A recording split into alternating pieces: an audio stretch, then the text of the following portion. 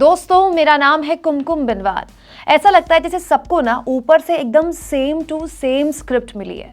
कल से देखिए हर चैनल बिल्कुल एक जैसा एजेंडा चला रहा है, बिल्कुल एक तरह से इन चुनावी नतीजों को दिखा रहा है। गुजरात में मोदी मैजिक, गुजरात में मोदी का जादू, इस पर लगातार चर्चा हो रही है। कल सुबह से इसी पर चर्चा हो रही है। लेकिन जैसे ही बात हिमाचल की हार पर आती है, बीजेपी की हार पर आती है, मोदी के मैजिक की, मोदी के चेहरे पे हार पे आती है, तो सारे चैनल वही रटारटाई बातें कह देते हैं कि अरे यार हिमाचल में तो रिवायत ही रही है, वहां तो रिवाज रहा है, हर 5 साल में बीजेपी कांग्रेस में सत्ता में अदला बदली होती रहती है। हर चैनल में यही चल रहा है। बाकायदा कई एंकरों ने इसको लेकर बड़े बड़े ट्वीट्स भी कर दिए हैं। खुद पीएम ने कल अपने कार्यकर्ताओं से भी यही बात कही कि हिमाचल में राज भले ही बदला हो लेकिन रिवाज भी बदला है, क्योंकि उनकी पार्टी और जीतने वाली पार्टी दूसरी पार्टी में जो वोट शेयर है वो केवल 1% से भी कम का है। जैसे अभी नड्डा जी बता रहे थे, हिमाचल के चुनाव में 1% से भी कम अंतर से ये हार जीत का फैसला हुआ, 1% से भी कम। दोस्तों, पीएम मोदी जब ये बात कह रहे थे तो उनके पास बैठे उन्हीं की पार्टी के राष्ट्रीय अध्यक्ष को भी उन्होंने कोट किया, क्योंकि खुद जेपी नड्डा भी हिमाचल से आते हैं। दोस्तों, भले ही मीडिया और बीजेपी हिमाचल को बिल्कुल इग्नोर कर दे और हिमाचल को लेकर एक ही जैसी बात कहे, लेकिन सवाल ये कि हार तो हार होती है ना। हिमाचल में बीजेपी के आंकड़े बताते हैं कि बीजेपी ने कांग्रेस को नेक टू नेक फाइट भी नहीं दी है। कांग्रेस ने यहां प्रचंड बहुमत की जीत दर्ज की, 40 सीटों पर कांग्रेस जीती और बीजेपी केवल 25 सीटें जीती है। पीएम मोदी कहते हैं कि ये दोनों पार्टियों में जीत और हार में जो पार्टियां, कांग्रेस और बीजेपी जो पार्टियां हैं, उनमें केवल 1% से भी कम का फर्क है। लेकिन खुद पीएम या जेपी नड्डा क्या ये नहीं जानते कि हिमाचल यूपी या बिहार नहीं है। हिमाचल एक बहुत ही छोटा राज्य है जहां मात्र 52 या 53 लाख के आसपास के वोटर वाला प्रदेश है। बहुत छोटी आबादी का राज्य है। यहाँ 1000 से भी कम वोटों में तो हार और जीत का फैसला हो जाता है। मीडिया से लेकर पीएम मोदी तक जितना जश्न गुजरात को लेकर मना रहे हैं, चुप्पी उतनी ही हिमाचल को लेकर क्यों है? जबकि वहां के सीएम भी अपने विधानसभा वो हल्का नहीं जीते, अपने विधानसभा में वो 30,000 के बड़े मार्जिन से जीते। तो ये कहना कि बीजेपी के मुख्यमंत्री जयराम ठाकुर को लेकर बहुत ही नाराजगी थी और लोगों ने प्रदेश की बीजेपी सरकार के खिलाफ वोट दिया, ये भी गलत है, क्योंकि जो बीजेपी के मुख्यमंत्री जयराम ठाकुर हैं वो तो बड़े मार्जिन से जीते हैं। दोस्तों, ये बात बिल्कुल सही है कि गुजरात की जीत मोदी की जीत है, बिल्कुल सही है।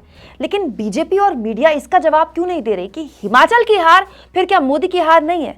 क्योंकि हर 5 साल में जिस सरकार को बदलने की बात मोदी जी और मीडिया कर रहे हैं, वो तो उत्तराखंड में भी होता रहा है। उत्तराखंड में भी हमेशा हर 5 साल में सरकार बदलती है, बीजेपी कांग्रेस। लेकिन वहां तो लोगों ने इस बार रिवायत तोड़ी और दोबारा बीजेपी को सत्ता सौंपी। रिवायत तो केरल में भी इस बार तोड़ी।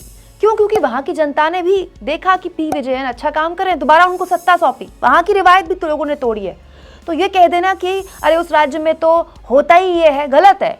क्योंकि जनता वोट सत्ता में किसी दल को बनाए रखने के लिए देती है या फिर उसे निकालने के लिए देती है। रिवायत बनाए रखने के लिए वोट नहीं देती है कि भाई हमारे यहाँ तो विरासत है, हमारे यहाँ तो परंपरा है, 5 साल में हम सरकार बदलते हैं।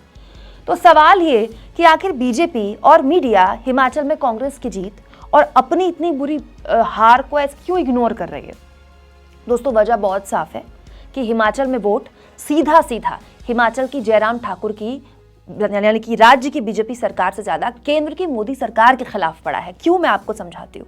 क्योंकि जिन मुद्दों के खिलाफ कांग्रेस ने चुनाव लड़ा और उसे वोट पड़ा, उसमें से ज्यादातर मुद्दे तो राष्ट्रीय थे, लोकल थे ही नहीं।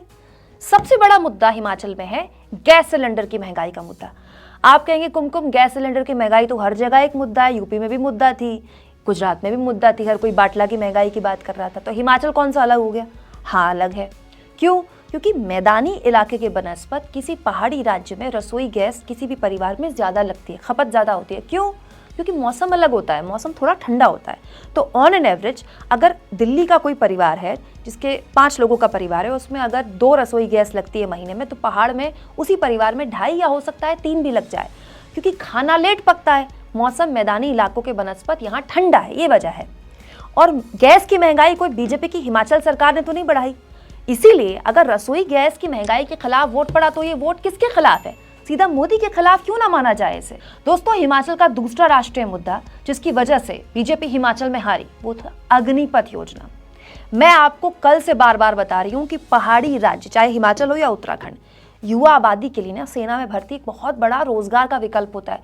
बच्चे सुबह से उठकर दौड़ते हैं, तैयारी करते हैं मैदानी इलाकों से ज़्यादा, क्योंकि आबादी कम होती है वहाँ युवाओं के लिए एक सेना एक विकल्प होती है रोजगार का। और अग्निवीर योजना कोई जयराम ठाकुर तो लेकर नहीं आए थे ना, ये योजना केंद्र की लाई गई थी, मोदी की देन थी।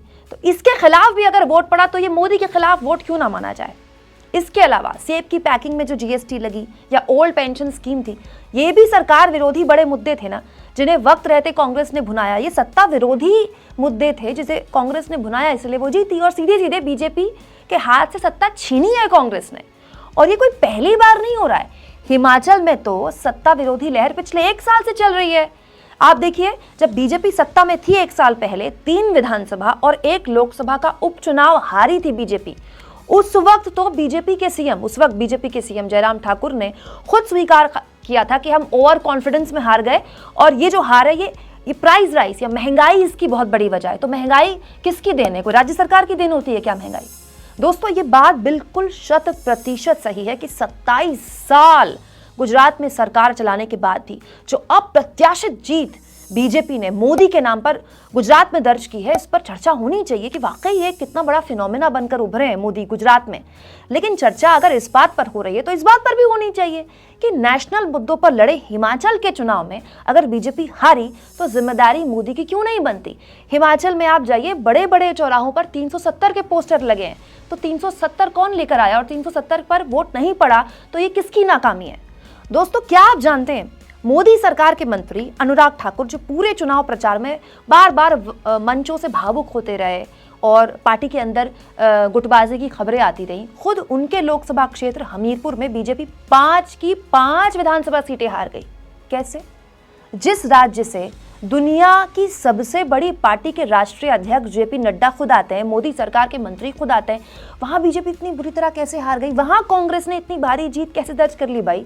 जबकि खुद जेपी नड्डा चुनाव के दौरान स्थानीय मुद्दे छोड़कर हिमाचल के लोगों को बता रहे थे कि कैसे मोदी जी ने फोन किया और कुछ घंटे के लिए यूक्रेन और रूस ने युद्ध रुक गया और हमारे बच्चों को हमने सुरक्षित निकाल लिया। क्यों? जाहिर है भरे मंच से ना सही, लेकिन प्रधानमंत्री मोदी खुद हिमाचल में बीजेपी के अंदर इस भीतरघात को लेकर नाराज जरूर होंगे। दोस्तों, अब आपके समझ में आया होगा कि आखिर क्यों बीजेपी और मीडिया इस बात पर क्यों चर्चा नहीं कर रही कि आखिर यूपी में डबल इंजन की सरकार बने अभी कुछ महीनों हुआ है, वहां खतौली उपचुनाव में बीजेपी के खिलाफ कैसे विपक्ष ने बड़ी जीत दर्ज करी है, आरएलडी ने बड़ी जीत दर्ज की है खतौली में, इस पर चर्चा नहीं हो रही है। दोस्तों, बहुत अच्छी बात है, कल पीएम मोदी ने रामपुर की जीत पर भी बात की, रामपुर की जीत को लेकर बीजेपी को बधाई दी। तो खतौली की जीत पर, खतौली उपचुनाव में जो विपक्ष की जीत हुई है, आरएलडी के उम्मीदवार जीते, उस पर क्यों नहीं मंथन हो रहा है, उस पर क्यों नहीं बात हो रही है?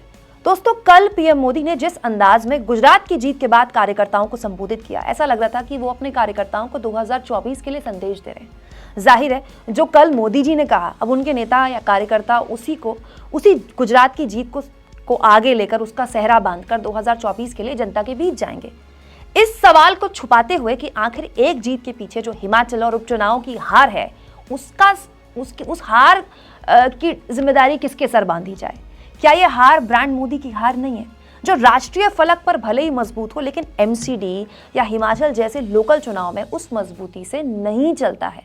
क्या अगर ये बात मीडिया भले ही छुपा जाए, क्या इस बात पर बीजेपी के अंदर मंथन होगा? और अगर बीजेपी के अंदर मंथन होगा तो फिर इस मंथन से क्या निकल कर आएगा कि कैसे राष्ट्रीय मुद्दों के आगे लोकल मुद्दे गौड़ नहीं होते, लोकल मुद्दों पर भी वोट पड़ता है। और अगर मजबूती से कोई लोकल नेता लोकल मुद्दों को उठाए तो जीत हो सकती है। मोदी अजय नहीं है, इस पर क्यों नहीं खुलकर चर्चा हो रही है? आप इस मुद्दे पर क्या सोचते हैं? कमेंट बॉक्स पर अपनी राय जरूर दें और दोस्तों चैनल को ज्वाइन भी करें, सब्सक्राइब भी करें। और अब यूट्यूब ने हमें थैंक्स का भी ऑप्शन दे दिया है जिसके जरिए आप हमारे फ्री जर्नलिज्म को सपोर्ट कर सकते हैं।